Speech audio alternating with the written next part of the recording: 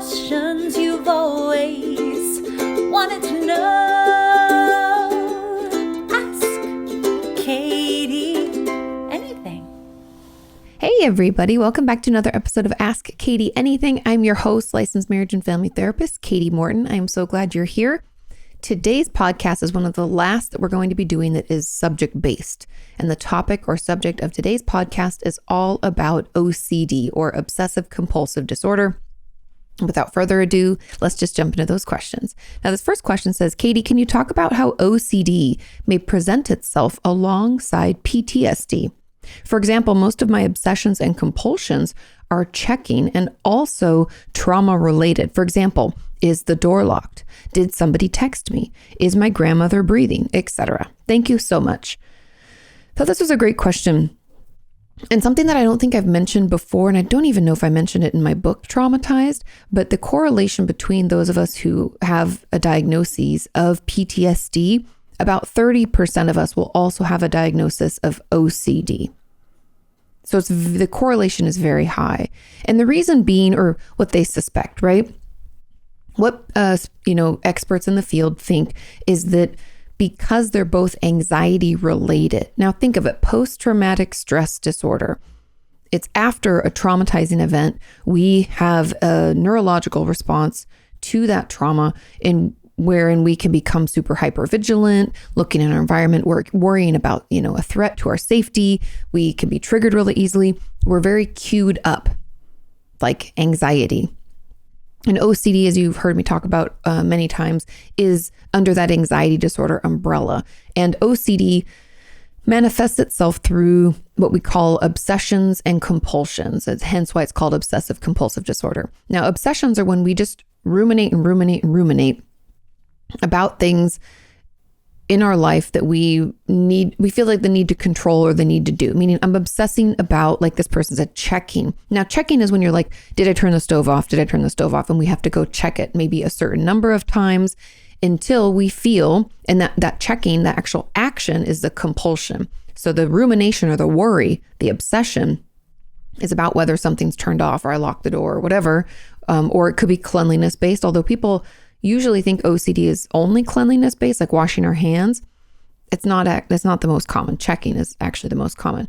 So we obsess, then we do the compulsion. We go and check either once or a certain number of times. And when we do that checking or that compulsion, the anxiety about did I do this? Is it off? Are we going to be okay? Goes down. So you can see how it's tied to anxiety, right? Because our anxiety builds, we do the compulsion, the anxiety goes down short term, then it comes right back, we have to do it again. So there's a reason that they're connected, because they're both connected to anxiety, and they both have a big component of them that is what I would call like worry based. Is something bad going to happen? Did I do that? Did I turn that thing off? Did I lock that door? Right? And so when we compound that OCD and PTSD, or we have, like, essentially what I'm talking about, both diagnoses, it's usually a different pattern of symptoms that we see, and they tend to be more severe, meaning that our symptoms that we're going to see when we kind of like the OCD related symptoms, we're going to see when we also have a diagnosis of PTSD and the OCD was triggered by the PTSD. So, which came first, the trauma, then came the OCD. We're going to see more self-mutilation or self-harm type behaviors, more panic disorder, meaning we have panic attacks. We could have agoraphobia, meaning that we're afraid to leave our house because we're afraid to be in a situation where we can't easily get away. We're worried we'll be embarrassed. We could be a hoarder or just have a greater level of anxiety and depression, more so than someone who has OCD and does not have a PTSD diagnosis. Okay, so that's just a little background of it. Now, the question is really about like how it presents, and that I feel like that answers the question, but we have some comments on here that I want to dig through. And the first comment says, what are the differences between obsessive thoughts in Pure O OCD that appeared after a traumatic situation? What's the difference between Pure O OCD thoughts after a traumatic situation and flashbacks? Would the treatment be the same? This is a great question as well. So if you don't know, Pure O OCD is when the obsessions and the compulsions are both things that happen inside our brain. Meaning back when back when I was younger, I think I've shared this before, but I had this obsession with, and it was this sounds really crazy, you guys, but just hang with me. Due to upcoming spelling bee, when I don't know how old I was, I forget, maybe let's say I was 8 or 10, we had a spelling bee. And so we were supposed to practice a certain number of words every day. And due to that, I started spelling the things that I was going to say before I said them. And so, or I was afraid I was going to get it wrong and I wasn't going to do well, and just anxiety around school. And so essentially it was, I don't know if I would have met the criteria for OCD, probably would have for this period of time, but I felt the need to spell out all those words. Now, no one knew this was happening, right? It wasn't something that someone would see. My compulsion was internal. I was spelling things out in my head. Now, Pure O OCD could look like me, feeling like I need to say something to myself or repeat something in my head a certain number of times, or I have to think a certain thought in a particular way, or, these kinds of obsessions and compulsions are often the most underdiagnosed because they don't always show themselves so easily. And if the therapist or psychiatrist or psychologist or whoever you're seeing, if they don't ask the right questions, we might not know what's happening. And so that's what Pure O is. And that's why they call it Pure O, is obsessions. It does have compulsions, but they're just internal. Okay. Now, the differences between those obsessive thoughts in Pure O and flashbacks. So even if the OCD is connected to the PTSD, a flashback happens as a result of a trigger in our environment, or I guess a trigger is something that would like remind us of the trauma, or, a sound, a scent, something like that. Or it could just be we're stressed out and it kind of flashes back and we can feel like we're reliving it. Okay. Or flipping through a photo book. Flashbacks can feel very different, but essentially it's like we're experiencing the trauma again. Now, on the flip side, Pure O OCD, even when attached or created because of a trauma, may have trauma colors to it, meaning part of it might always be related in some way to our trauma. These obsessions have to be happening pretty much not all day, every day. The diagnostic criteria, I believe, if my memory serves me, is it has to impair our ability to function and take up at least 1 hour of our day each and every day. So flashbacks can come and go. We may not have one for a while. Pure O OCD, those obsessive thoughts, even if it's related to the trauma, is different because it's constant. And it's something that we can really struggle to get away from and not engage with every day. Okay, I hope that makes sense. Now, the second part of this comment and the question is, would the treatment be the same? And here's where these things kind of deviate. So when we're treating OCD specifically, right, it's not caused by PTSD, it's its own anxiety disorder. We had that diagnosis. The number one treatment, or what has been tried and true, research-backed, evidence-based, is what's known as ERP. Now, ERP is what I talk about exposure therapy. It's exposure and response prevention. Now, it's the most effective treatment for OCD. And what it does is it essentially, with a therapist who knows how to do ERP, we slowly but surely expose ourselves in a very controlled manner to the upsetting stimuli, meaning I'm going to engage with something that causes those obsessions to start swirling. Maybe I cook something in the kitchen because my obsession is mainly about checking that I turned off the stove. I finish cooking, I turn off the stove, and then I cannot go back and check it for a certain amount of time or whatever. And the goal is to expose us to that triggering thing and not do the compulsion for longer and longer periods of time, so that we can prove to our brain that the anxiety will build, that it will go away, nothing bad will happen. Okay? That's a very summarized and shortened version of what it is. If you want to read more about ERP, I encourage you to dive into it because it's, again, the most effective treatment. However, when our OCD is caused or created by our PTSD, we find that ERP isn't always the best, because what we're forgetting or missing is that trauma component, right? So we find treatment modalities like trauma-informed CBT or EMDR or CBT itself to be more effective, because we're going to have to, instead of just doing those exposures or working in that avenue, we're also going to have to try to try to manage those thoughts that we have that are trauma-based, or those shame thoughts that we have, or that inner child stuff that comes up. And we're going to have to kind of redirect those thoughts into a more balanced place. This would be like using intrusive thoughts as an example. We'd want to have, guide those into maybe by using bridge statements or challenging our facts and things like that. We're going to want to use more CBT techniques to kind of redirect those so that we don't feed into them and therefore give them more power. Does that make sense? I hope so. Now, obviously, everyone's going to be different. I don't want to say that ERP isn't going to work or exposure therapy isn't going to work for someone, but we just know that it wouldn't be enough on its own because we also have to treat the trauma. And because the OCD was kind of born because of the trauma, it's almost like we're treating the root. Does that make sense? I hope so. Okay. Now, another comment, I think you have 2 more comments on this question. The next comment says, what about relationship OCD? Is it also trauma related? I don't know if it also exists in friendships, but I had a huge breakup with almost all of my friends a few years ago. And I seem to annoy the few friends that I've left because I constantly feel like I have to ask them if our friendship is okay. And then my brain overanalyzes our entire friendship. And I feel like I have to end this friendship. But at the same time, I get so much anxiety because I actually don't want to. This sounds like potentially more of a trauma response rather. I mean, it could be. I don't give anything specific names like relationship OCD. OCD is in and of itself obsessions with compulsions, right? And we can apply it to anything. Cleanliness OCD, checking OCD, relationship OCD. We could give it any name, but it's all still the same. It's the same pattern. And I guess you would know the answer to this essentially.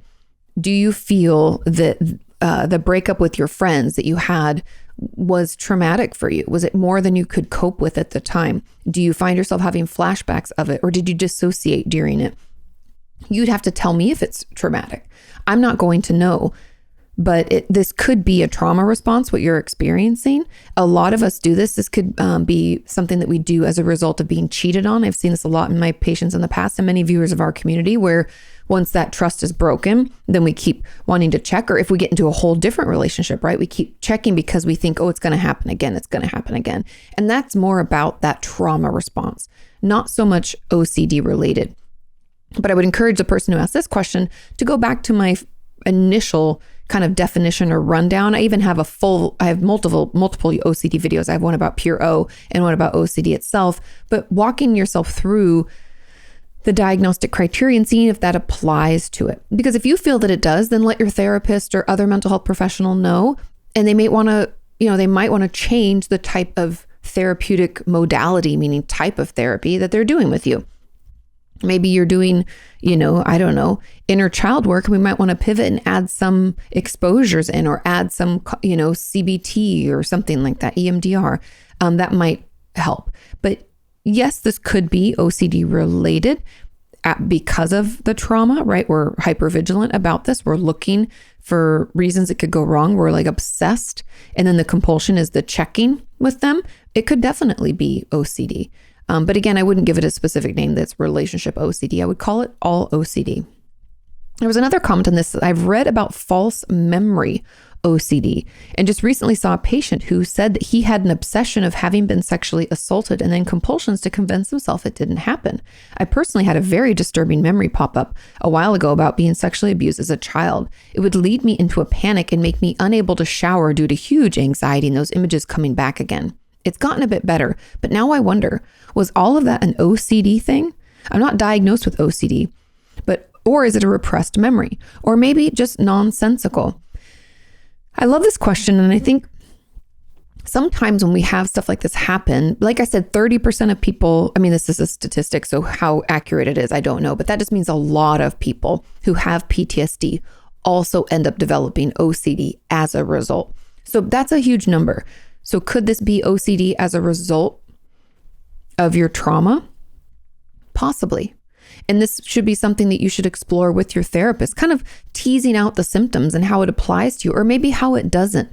Often when we read about something, we can, attach to a few symptoms because it really resonates and then think, well, that must be what I'm going through. But it might not be all of the things. It might just be part of it. Now, that doesn't mean that you don't have every right to feel, worried about it, concerned, want to treat it, know that it's distressing. your experience is still very much validated, but it might not meet that criteria, but that doesn't mean we can't work on it, right? And it can't be part of our treatment plan to like minimize this. However, I think these kind of false memories that people are kind of associating with OCD is more about kind of the obsessive nature, because thinking and rethinking something over and over, we can kind of alter some facts little by little. But I think what you're talking about isn't so much, and this is just my thoughts when I read this, it doesn't like with that man who had an obsession of having been sexually assaulted, then compulsions to convince himself it didn't happen. That sounds like PTSD to me. And that compulsion of convincing himself it didn't happen to me doesn't sound like OCD. That doesn't sound, I mean, maybe you could say it's like pure O OCD. I would still attribute that to PTSD and say that it's part of that like shame, blame, guilt that we go through after, experiencing a trauma. We all know we try to like invalidate and minimize what happened. And part of it's to help us keep going and to live our lives. But part of it's also because we don't know how to make sense of something that is nonsensical. And so we blame ourselves, or we try to make up a story to make it make sense. And all of that, I guess you could call those compulsions, but I would just call that part of the trauma response.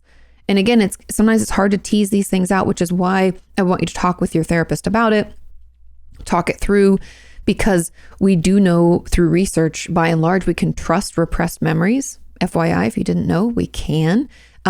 They've tested it and tried it. And I think it was like 187 different people they followed for like 10 years. It was really wild. We can trust repressed memories. And I don't believe that this would be nonsensical.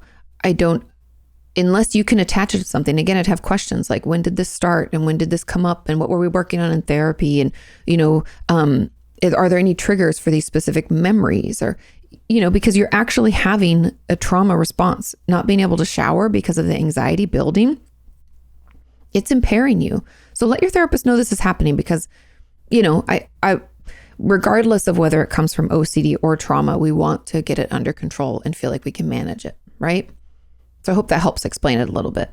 With that, let's move on to question number 2. And this question says, "Hey, Kati, I have a tendency to mentally rehearse my day over and over again in my head, as if I have a running checklist in my head of everything I need to get done that day until I've accomplished everything.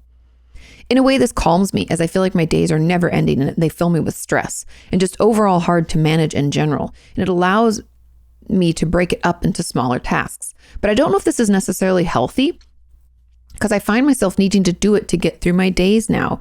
Would this be stemming more coming from anxiety, or possibly pure O OCD? What else can I do to help manage my days?" Okay, great question. And there were also some comments that I didn't get to add into this list just because for time, but a lot of people had questions about like stemming behavior, repetitive behavior to soothe, and OCD. And the huge differentiation there, just FYI for people who are curious, when we're doing some stemming behavior, it's done to soothe our nervous system. And that can be like rocking back and forth. And I'm sorry if I'm mispronouncing it. From my recollection, it's stemming, STEMM. So if it sounds like I'm saying stem, I'm not, EM. Okay. So, and if I got it incorrect, you guys let me know. But when we do those behaviors, it's something that we just almost do without thinking about it. When it comes to compulsions in OCD, whether they're pure O or otherwise, we have a buildup. We have a thought and we have a worry, and it builds and builds, and then we have to do the compulsion. And so that's really the differentiation I would make there. And I hope that clears that up, because I know some people had questions about that. And even though I wasn't able to add the question in, I wanted to at least address that component. Now, this rehearsing and feeling like you have to do it in order to get through your days sounds very much pure O to me. And in all truth, a healthier way, because rehearsing and spending all that time, remember again what I said about OCD is that it happens every day and it takes up at least an hour of our time. I would say this is definitely happening for you. And so what I would encourage you to do is to have a schedule on your phone like I do. And once you finish one task, or when you're about to finish one task, you check to see what your next task is. Or I look the night before to see what my day is going to hold. But this rehearsing and constantly, over and over and over and over, I believe is kind of part of that compulsion or that urge. It's not, and again, remember, this is not a judgmental term, but the overreaction. You're overdoing it. There's no need for this, but for some reason, in order for you to feel calm and okay, you have to continue doing this over and over in a almost obsessive like nature, right? And so I would be curious about it. I think maybe the stress of your job is pushing you into, remember, OCD is an anxiety disorder. I think it might be pushing you into that realm, but having a calendar you can check every couple of hours as to like what you need to prepare for next, I think is a healthier option, but that's not going to make it better if we haven't worked through whatever's causing this to come up. Does that make sense? It's almost like we still have to treat the root. I can give you some tools and ideas and ways to manage your day better, but I don't really think that's the problem. I think, this is triggered through something else, either feeling overwhelmed, burnt out, work is too stressful, could be, if there is any trauma, I don't know, but it could be attached to something like that. It could be any number of things. Maybe we feel overwhelmed in other parts of our life. So we're finding this coming up for us at work. I don't know. You'd have to tell your therapist about it and kind of talk it out so you can figure out where it's coming from. So then we can treat that, because that will tell us if we need to do some of the exposure type therapy or CBT. If we know where it's coming from, we can better treat it and manage it so that you don't feel the need to rehearse and re-rehearse over and over and waste all that time essentially ruminating or obsessing about your days. So yeah, take a little time, be a detective. Don't be judgmental about your process and kind of figure out where it's coming from for you. Now, there was a comment on this that says, as an add-on, is constantly researching OCD because you think you might have it a sign of OCD? No, it is not. I mean, because which healthy person wants to be ill? Nobody wants to be ill. A lot of us research things because we attach to it in some way, which means, like I said earlier, we might have some of the symptoms. We might have it. I don't know. We would have to see a professional to tell them what we experience and what we're concerned about and have them help us understand whether or not the criteria fits us and if this is something that's really impairing us. Because general curiosity or wanting to understand a diagnosis does not make us have that diagnosis. It just means that we are interested or we're curious or we attached onto one or two of those symptoms and we think, that's similar to what I'm experiencing. But having it is very different. That means that you would have obsessions and compulsions, not about the potential diagnosis. But I mean, I guess there may be some ways that could be OCD. I haven't seen that in my practice or heard it from our community, but again, we want to be assessed by a professional, but that's usually not the way that it presents itself. Okay. Like I would 99.9%, I'm sure that you don't have it. But you might have generalized anxiety disorder, but I would talk to your therapist and just to be sure, right? Let's move on to question number 3. This question says, could intrusive harm thoughts be a sign of OCD? They can. Most of my harmful thoughts are around sharp objects. I experienced these thoughts during a tough time in my life for 3 months, and then they went away. They come back every now and then, but I'm not struggling as of currently. Whenever I experience these thoughts, I try to overcome them by thinking about other things and doing mindless tasks. Thanks for all that you do. Of course. Now, intrusive harm thoughts can be a sign of OCD. We find those to really closely correlate. I'm not saying this is your situation, but we find, statistically speaking, that these intrusive harm thoughts correlate very closely with a PTSD diagnosis or a trauma in our past. Maybe we haven't been diagnosed because we haven't sought help. But yes, those intrusive harm thoughts can be a component of OCD. And then the compulsion would be to actually do the harmful thing.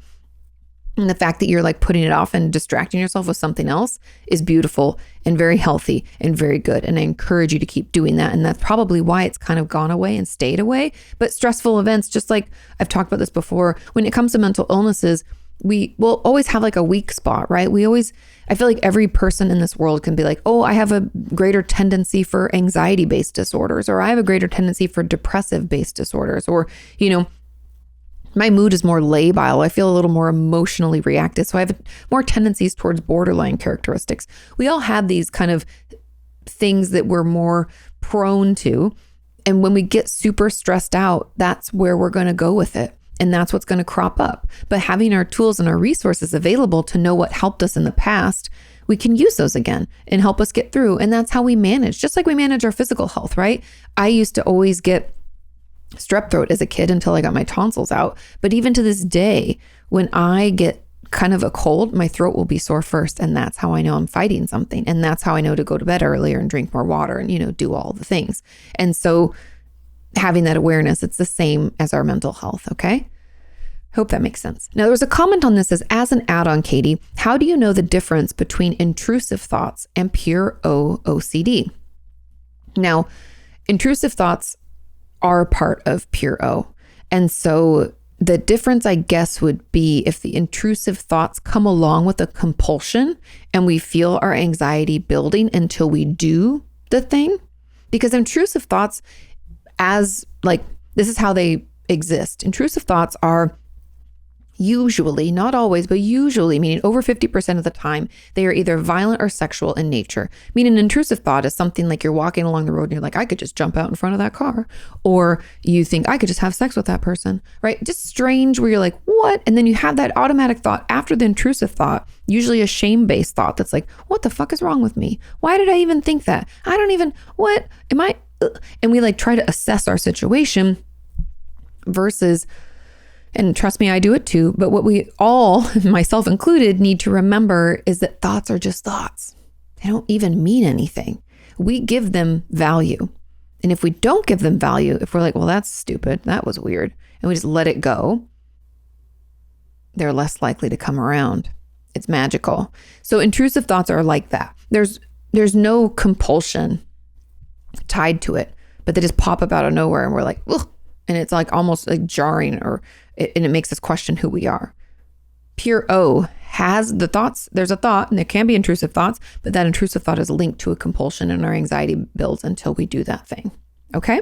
Now there was another add-on. It says something about this question that stood out for me is that OP's thoughts, maybe an obsessive person's thoughts, also began and get worse during difficult times. I never see any mention of this being recognized as a feature of OCD, which has led me to doubt my diagnosis, of course, since my OCD really only flares up when I'm having a rough time with stress and my overall mental health. I'm wondering if this is a known but less common way that OCD manifests.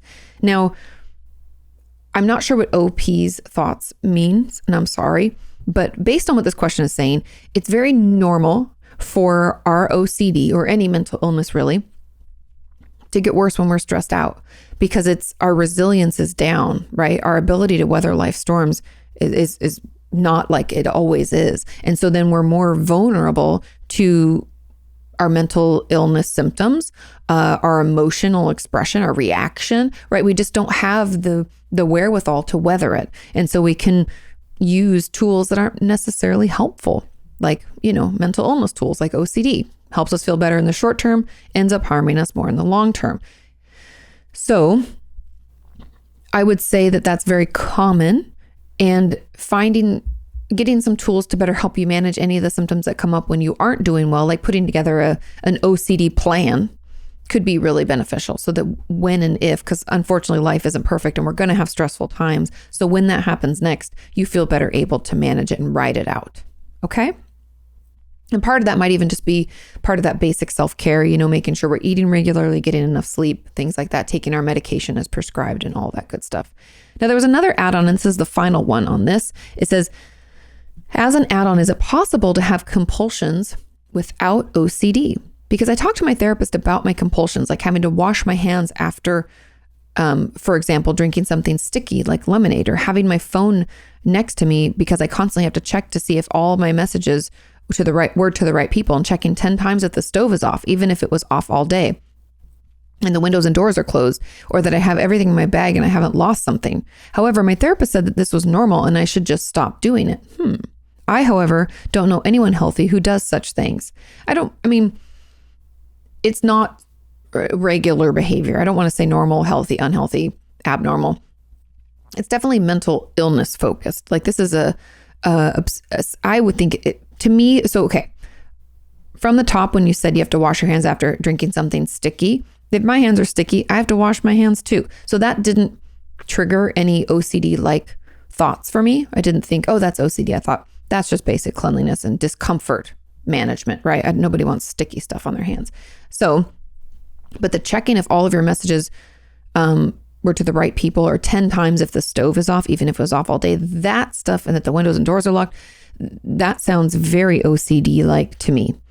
And I don't know if you think it takes up at least an hour of your time every day. Sometimes I get annoyed with diagnostic criteria. You guys know this. The DSM is not the end all be all, but it's a good place to start. If we think this is impairing our ability to function, then it's a problem and we need to treat it. And I would encourage you to bring this up with your therapist, that you think this is taking a lot of time and you would like to do some, exposure therapy or ERP with them if they're able, or could they refer you to someone who understands OCD, because it's bothersome.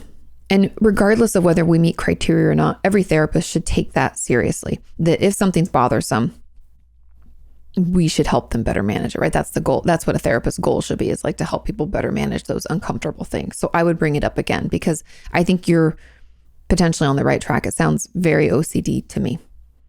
Moving on to number 4, it says, how can I best support someone with OCD? My friend recently told me that she has it and she has not yet felt comfortable enough to tell me what her OCD looks like for her, which I totally understand. But I just wondered how best I can be there for her and support her through everything. She's in therapy also, which I'm super proud of her for. Any advice is muchly appreciated. Hope you're well also, Katie. Thank you for being you and for everything you do for us. You're fab. Oh, you're fab too. And of course, happy to do it. Okay. Now, when it comes to supporting someone, all we can really do, and it's not even OCD specific. I know you'd probably want an answer that's more specific, but there really isn't. The best way we can support someone is to just show up and check in on them and be there. And when they feel ready to tell us about it, when and if she decides to share with you how her OCD manifests, I encourage you to not make any assumptions or to consider what your role needs to be in this without asking her first. And a great question to ask when and if she feels comfortable sharing more is, how can I help you with that? Is there anything I could do to make it better?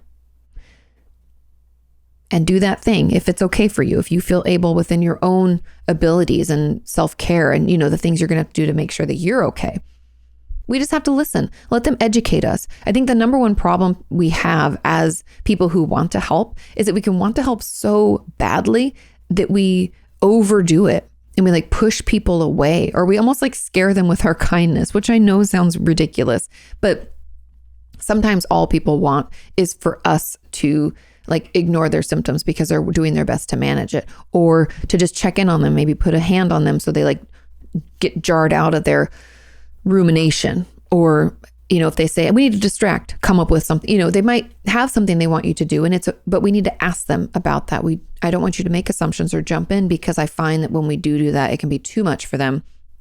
It can feel kind of invasive or pushy, and we can inadvertently hurt someone when we're just trying to help. And so that's really my advice, is just checking in, letting them educate us as they see fit, as they're ready, if they are ready, and then asking how we can help and following through with that if it's something that we can offer. Now, there's another comment that said, yes, my sister was so afraid after not washing a berry before eating that she felt symptoms of an allergy and thought her throat was closing up. I don't really know what to do. She doesn't have an allergy. How do you react in such situations? We stay calm. We ask them how we can help. And honestly, we just don't overreact, because the anxiety builds and then it goes away.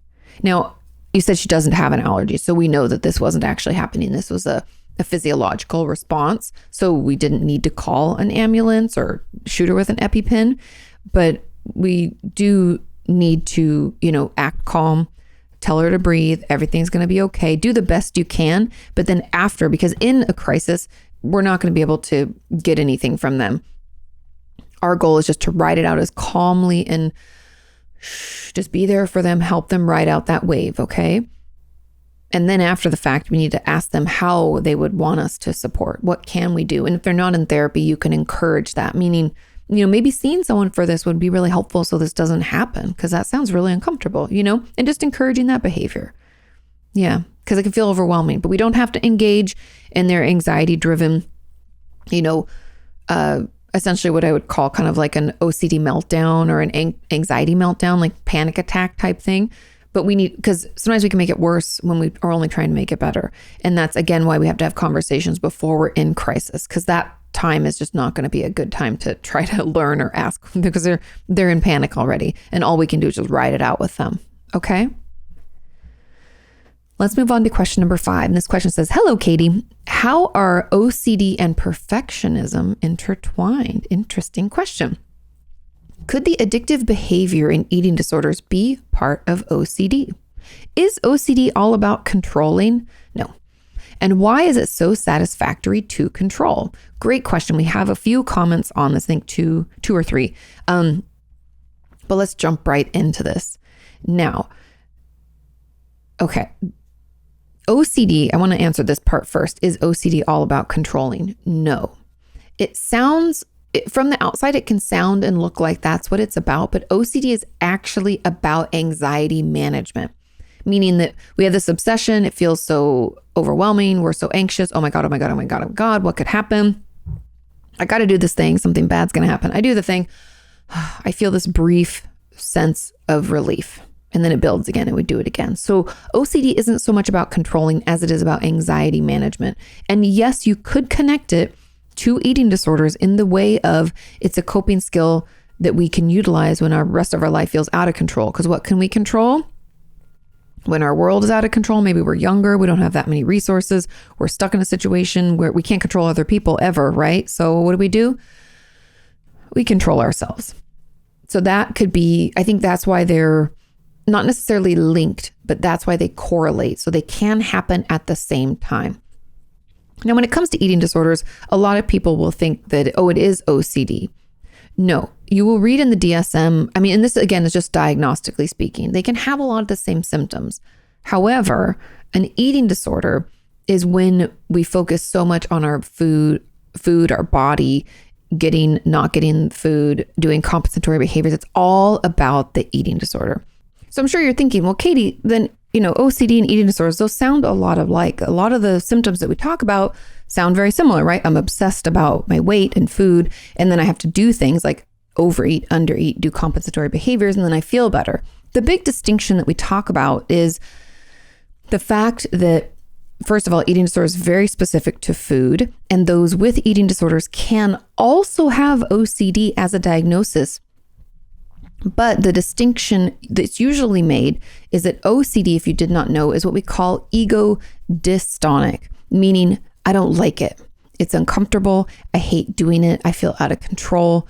It's annoying that I have to keep checking. It just feels icky to have to keep doing it, meaning doing the compulsion. And the obsessions make us uncomfortable, right? And our anxiety is building. We don't like it. It feels shitty.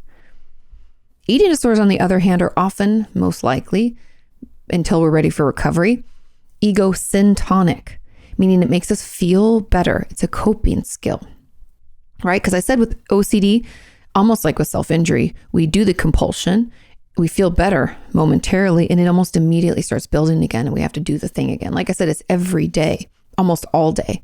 And eating disorders are every day, all day. However, we like it. The ego syntonic means that it feels good for us. We're comfortable with it. And we want to keep doing it, which is the hard part about recovery, right? When we talk about eating disorder treatment, one of the biggest hurdles we have to get over is the fact that most people don't want to get better right up front. Sure, we don't maybe like the way it's affecting us, or we're like embarrassed by some of the rituals we have to do, but it helps us feel better. And we can think it makes us special in some way, or it's the only thing that I have that I understand, or I only feel worthy if I engage in this behavior, right? So I know that can be kind of difficult to tease out, but that's a huge distinction. And the reason that they're different, yet a lot of people with eating disorders can also have OCD, but they're going to be a little bit different in the criteria basis, if that makes sense. I hope that that's clear. If you have follow-ups, let me know. Now, there was a comment on this that says, yeah, what is the differentiation between OCD and eating disorders? I talked about that. What's the link between eating disorders and OCD? Well, we find that they're often comorbid because they're both kind of ways to cope. And that's why eating disorders are also comorbid, meaning occurring at the same time with addiction or self-injury urges. It's essentially other ways for us to manage the anxiety, the overwhelm, the trauma responses, the stuff that's coming up for us. We're trying to find ways to manage it. And sometimes an eating disorder alone doesn't feel like enough. And so maybe we also have some OCD-like tendencies, or maybe we meet the criteria for it. I realized I didn't answer fully the OCD and perfectionism intertwined. Perfectionism is driven by anxiety, and that's why. You'll find perfectionism runs through all anxiety disorders. And I believe, and this, just hear me out, I believe that this occurs, that perfectionism is part of all anxiety disorders, because anxiety is born out of a difficulty with our own self-worth or struggles with self-confidence. And so we're always questioning and worrying, am I, should I, are they thinking about me? Did they like what I did? And we cycle. And if I do things perfectly, then that anxiety will go down, right? So perfectionism and OCD are both kind of ways that we can, as best we can with the tools we have available, if we haven't been in therapy and worked on this, we're going to use those tools to kind of assuage that anxiety and help us feel better. And so that's how they're intertwined. Now, the question says, what's the link between eating disorders and OCD? Talked about that. I have purging disorder, and sometimes I wonder if it's just OCD. I get the compulsion to throw up, and I don't feel better until I do. I've been struggling since January, and have even gone a month or two without doing it, but the urges never go away. I guess first of all, talk to your mental health professional about it and get resources and have them assess where they think it's coming from. But if we're able to put it off, does that urge go away? And does it feel good when we do it, or do we not like it? Those are kind of because with OCD, that anxiety that builds, if we don't do the compulsion, it gets worse. If we can write it out, it gets better. With eating disorders, we could kind of say that, maybe, but it feels really good and we want to do it. We want to engage in that behavior because, again, like I said, of all the reasons, that I talked about before. But again, you can see how closely linked they are and why they co-occur all the time. It's because they're both coping skills, and eating disorders can be born out of trauma, but they can also be due to anxiety. Again, it's a coping. And so I think when we're trying to reach out in our environment for different ways to cope with what we're experiencing, we might grab some eating behaviors and also some anxiety-based disorders. So we could have both. But I guess if the compulsion to throw up and you don't feel better until you do, that could be either or. I guess I would wonder if you not like doing it, because of course no one likes having an eating disorder, but do you feel kind of special? Or do you think that it's like the one thing you have that's yours? Do you like having it, kind of? Like, that's the honest question. Because those of us with OCD do not like it. So that would hopefully that will help you kind of tease that out for you. Now, another comment says, following on from this, I have compulsions to do certain things. For example, having to do things in odd numbers, checking door handles, having to check that my straighteners are off, and getting someone else to check also, etc., etc., etc. I've got the general worry if a door could be open and someone could come in, but I don't necessarily feel like anything else bad is going to happen if I didn't do it, 3, 5, 7 times, etc., if that makes sense. Maybe a better example would be that I have to eat in odd numbers, 1 biscuit or 3, etc. I don't feel like anything bad will happen if I eat 2. I'm just unable to sit with that feeling. So your anxiety builds. So I'll always go for another, and I'm not able to break the cycle. This sounds very much OCD-like. I've been doing this for a while now, and I can't quite get my head around it. Is it consuming? Oh, it is consuming, but because I don't think I'm doing it out of fear of something happening or to prevent something other than the direct stuff I'm aware of, would you say this is OCD or not? Or what could this be? Sorry, just a bit confused by it all. Thanks for your help, Katie. Have a great day. Usually people with OCD will say, I'm afraid something's bad is going to happen. But the more I read about it, the more I learn that it's not just that, it's the anxiety. The biggest component is that building anxiety. Now, usually that anxiety is based around something bad's going to happen. I'm going to burn the house down. A burglar is going to get in. Someone's going to rob me and whatever. Someone's going to hurt me.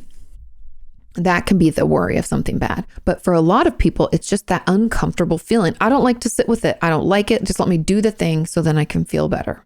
And that sounds like how it's presenting for you. So it still definitely sounds like OCD. And I'm sorry if in the past I said that it's mainly about something bad happening. It still statistically is, but that's not for everybody. Some people, and I think probably more than maybe we've realized, because statistics are only so helpful, right? Because not everything's reported. Not all people ask the right questions, right? But I've heard from a lot of you in our community who have OCD who tell me that it's more about just doing the things a certain amount of times or checking a certain amount of times that makes you feel better. You're not really worried necessarily that something's going to happen. You could be, but a lot of people are like, I just don't like that feeling of things being done even number of times. It's uncomfortable. And so that's it. Again, that ego dystonic, right? It feels bad. We don't like this feeling. We don't like what we're doing, but we're doing it anyways. And so that sounds like OCD to me, but considering what I've said and what we've talked about so far today, I would want you to consider it for you and bring that up with your therapist. Let's move on to question number 6. And it reads, how can you tell the difference between pure O OCD and just anxious thoughts? Now, okay, good question. Pure O OCD, we have to remember that it has that mental compulsion component. It's a lot of C's. That's why I was like, it's a lot of C's, but it has that part of it. And if we don't remember that, then it just sounds like anxious thoughts. And I'm not saying just to downplay it. Anxious thoughts are incredibly uncomfortable and distressing. But when it comes to OCD, even if it's pure O, don't forget there's still that C. There's still that compulsion. Even though the compulsion isn't something that we see outwardly through behaviors, it's something we do internally. Anxious thoughts are those ruminating thoughts that kind of pick up speed and we almost can't stop them. And but what if and what if and what if and what if, and it spins us out. Our heart can start to race. Our palms start to get sweaty.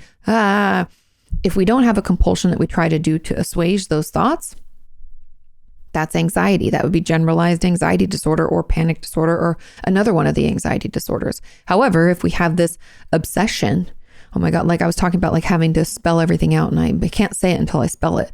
And it goes and goes and goes and goes until I do the thing, till I spell it. And I can go forward.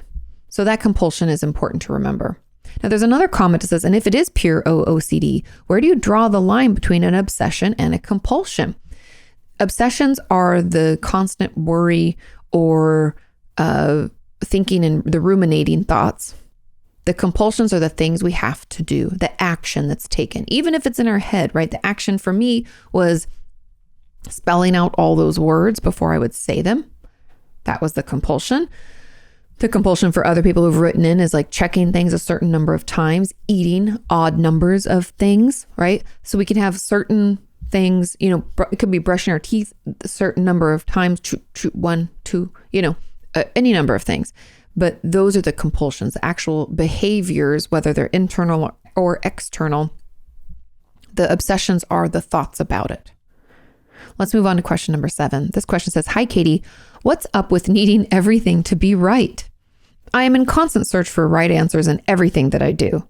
If I feel I didn't do something right, then I get really down on myself and become very frustrated.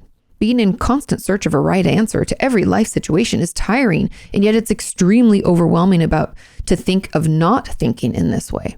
I feel that this may correlate to some kind of OCD maybe. What is going on? This is kind of that connection, what we talked about with the perfectionism and OCD, that anxiety. Needing everything to be right, I believe, is your obsession. That's what we ruminate on. I need to have the correct answer. I need to do this properly. This has to be done right. I obsess. The behavior for you is searching for the right answers and probably doing the thing in this quote unquote correct manner.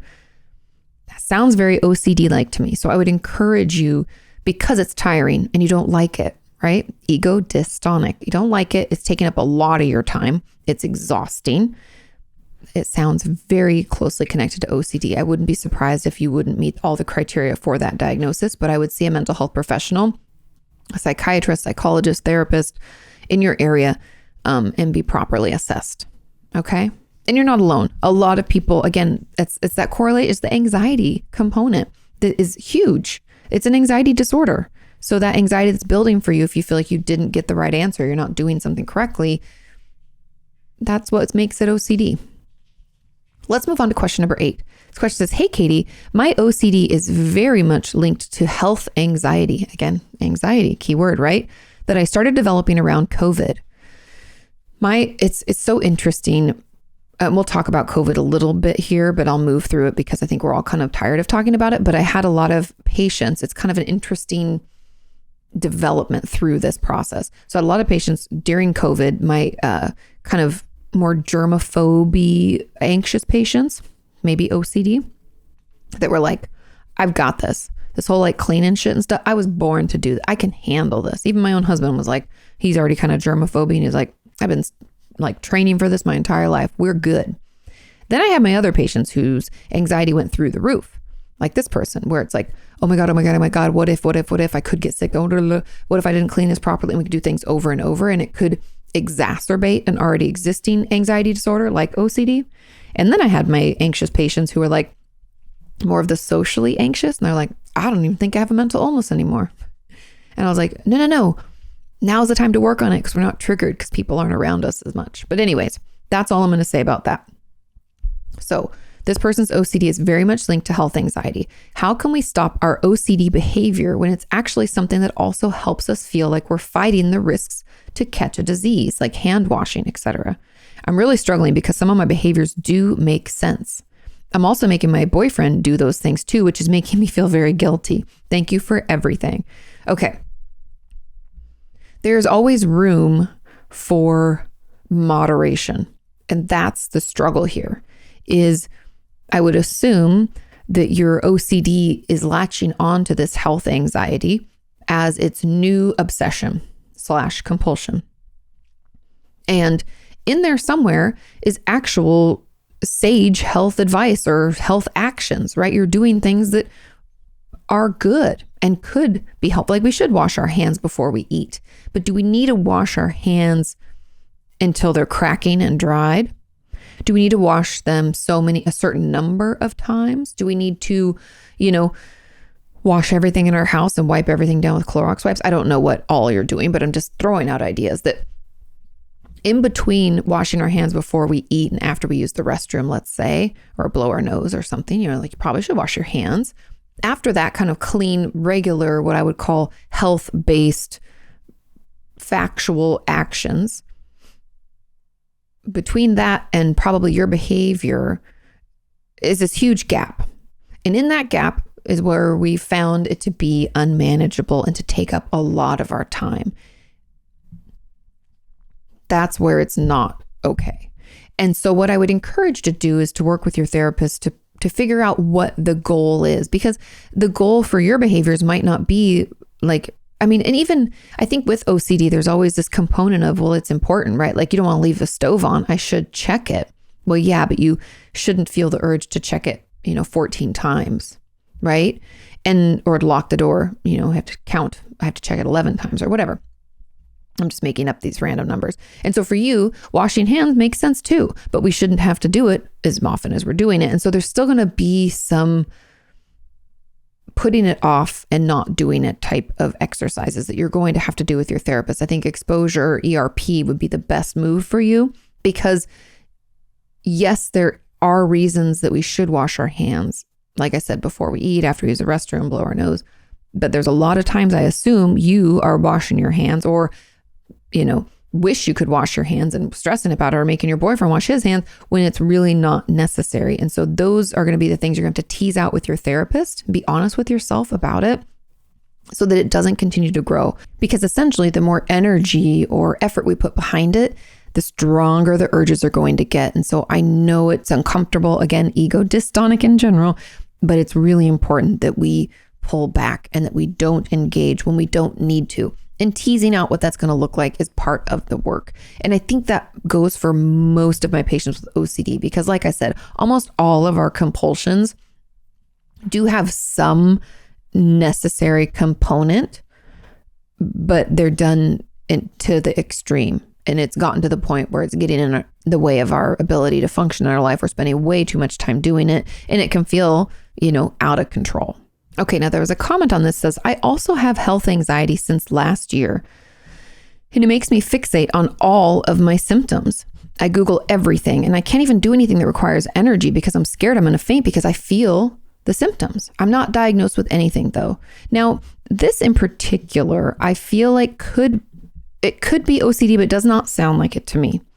When you feel like you're feeling those symptoms and it's all health-based, it could be something like factitious disorder, which is a mental disorder where we, I don't think this is what you're doing, but I just want to throw out all of the options. So factitious disorder is when we want to deceive others by appearing sick or, even doing things to make ourselves actually look sick or be injured. We can even self-injure.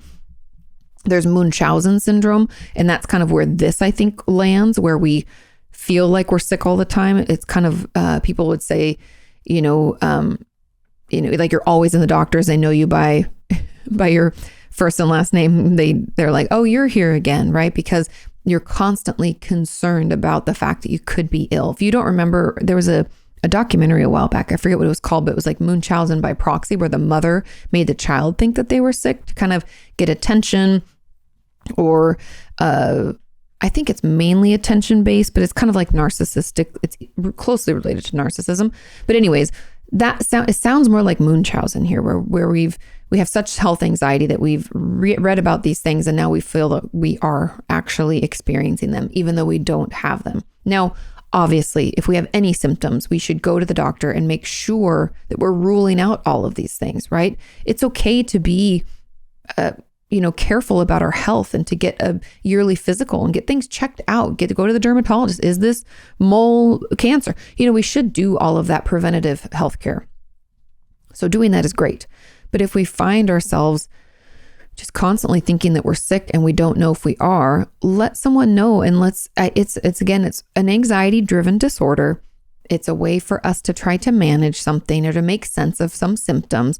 And if you work with a therapist, it can and will get better. So speak up and reach out. But first of all, obviously, go get a full physical, full blood work, just to make sure that nothing's going on. Because I don't want to negate how you're feeling. I want you to know that if you are experiencing some symptoms, let's make sure they're not life-threatening or they're not real. And then we can help manage this urge to Google and to get ourselves ramped up so much so that we experience that. So it doesn't really sound so much like OCD to me as it does more like Munchausen syndrome. Okay. Now our final question number 9 says, hi, Kati, how do you know when it's time to stop ERP? Remember, ERP is exposure and response prevention therapy.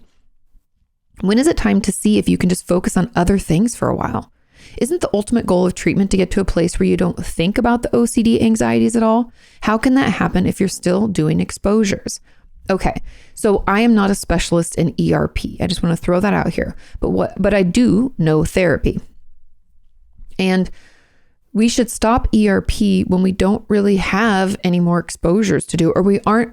A better answer is actually that we're not affected by it, meaning it's not impairing our ability to function anymore. I think it's okay to take a break or to potentially stop. Now, if we're still doing the exposures and they're still causing us distress, then there's technically still work to be done.